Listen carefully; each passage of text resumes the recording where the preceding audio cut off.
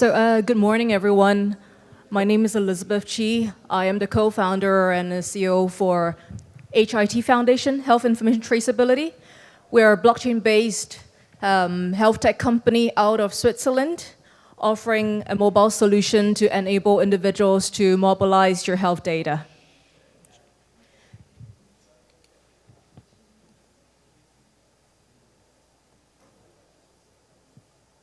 So as we are a non-US company, I'm obliged to display this disclaimer for your knowledge and information.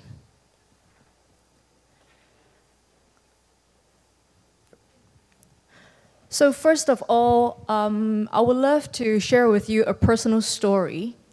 I have actually been in the high-tech space for the last 20 over years, working in the US, Asia Pacific, and Europe, Middle East, and Africa. 2.5 years ago, my mom had severe cancer, and I almost lost her because of the way data was or wasn't shared. How many of you know of your friends or have family members, etc., who have got cancer? Anyone here? Yes. And how many of you have had the frustration whereby if you move states, between states in the US, your data is not transferred, your health data, your health records are not transferred, and that maybe you or your family members or your friends are made to retake the same test that you did. Could be last week or could be last month. Have you had such an experience? Yeah, we do have a few here, right? And that was what happened with my mother. Had I not had the financial ability to actually pull her out of one jurisdiction and place her into the next, she could have been further misdiagnosed, experimented on, and I could have lost her way too early. So that's where I come from, where I decided to quit my cushy corporate job. So I was 11 years in Microsoft, and then I decided I'm going to take the plunge. I wanted to go in search of a health tech solution that could actually enable our vision here, which is to support more equitable and sustainable healthcare, enabled by shareable data with you and I, us, the individuals. So not just patients, but healthy individuals right back at the center of care.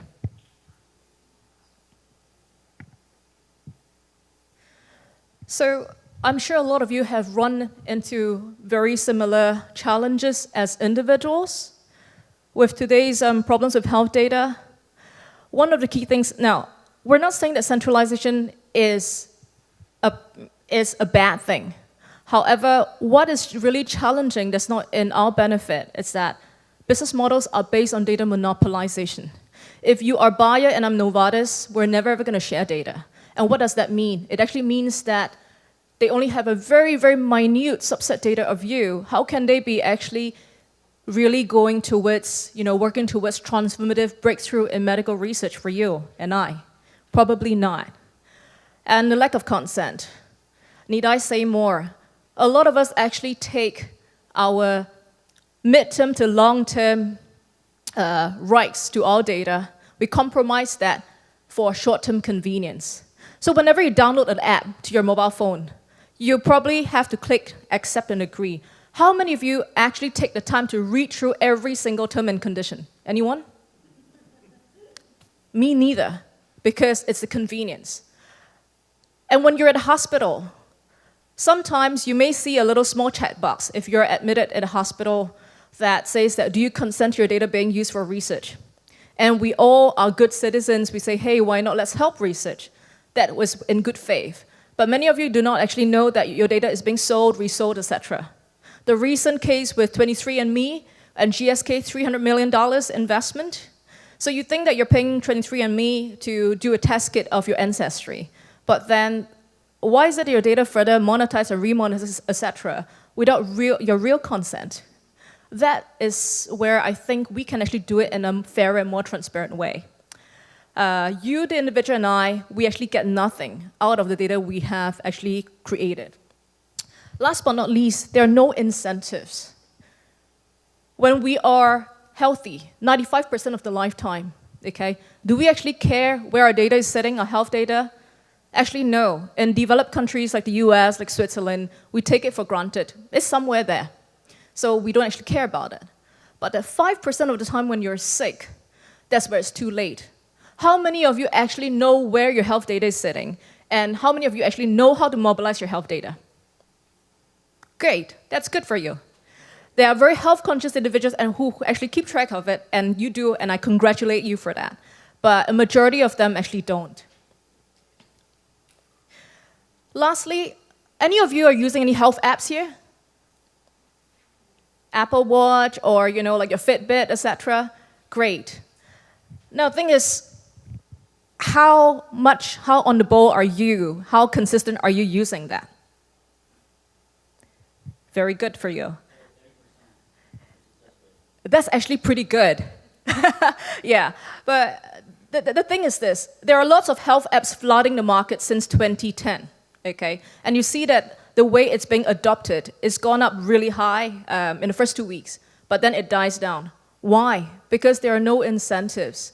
Or certain health programs actually encourage you to run 10,000 steps, and in return, you get some bonus points to do something very specific. Such that, okay, you can order something healthy. But let's be practical. Why do you exercise? Some of you exercise to feel good, to keep fit, to be healthy. But do you want to be restrained from buying a Coke when you really feel like drinking a Coke? Probably not. Most of us, we exercise so that we can eat what we want, we can stay and maintain our figure, whatever you call it. But the key is that you as the individual, you need to have that flexibility, that option to be able to think about how you want to be rewarded and use it. So with all that in mind, our mission is actually empower you, the individual, okay, to digitize and maintain and also mobilize your health data. You know as and when you need to, you know how to actually mobilize your health data and get it when you need it. And we also want to take care of the other side of the equation in the entire healthcare system, whereby we want to continue to support highly innovative health tech, life sciences, medical companies to come into market in the research space, and also to continue to drive patient-centric approaches. We know that data is the currency, is the new blood of the future. We hope to be able to use our mobile solution to help you to tokenize your own health information and, most importantly, mobilize it and use it to your benefit. What's the market potential? $536 billion by 2025 in connected health market. And out of that, the United States takes 38%. Asia and Europe takes the other 52%. Currently, our focus is looking a little bit more towards Asia because 51% of the population actually sits in Asia.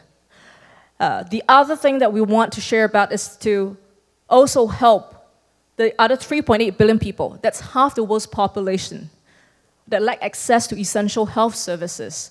We would like to use our mobile solution to actually enable more social inclusion as well as financial inclusion. So our solution is very simple. Behind it is running on the blockchain. However, that is not the main thing. The key is that our mobile solution actually enables you to mobilize your health data from various sources, and that the data ownership sits with you, the individual, or with the provider you already have an established trusted relationship with in accordance to local laws and jurisdiction. The data transfer is direct, is transparent, simple, and secure to ensure that your identity is not compromised. So we don't store any data, we don't have any central database. The info seeker defines the query, it gets beamed over the network, and it's gated by the metadata that's on your app. And when it applies to you, you see the query and you decide that, okay, who's asking for what data, for what purpose, for how long, and in return, how are they going to reward you for it? To be very key that we don't store any PII data, there are no health data on our blockchain system. This ensures that we're fully compliant with HIPAA and GDPR. So these are a couple of benefits to you as individuals. Again, smart consent, transparent, traceability, and you can remain anonymous. This is our product roadmap. Currently, right now, we're building an MVP, and we'll be launching mid-September, where we'll be doing a couple of pilots for the next 6 months, concurrently in Europe and in Asia. We're still currently looking for partners to do pilots with us along the way.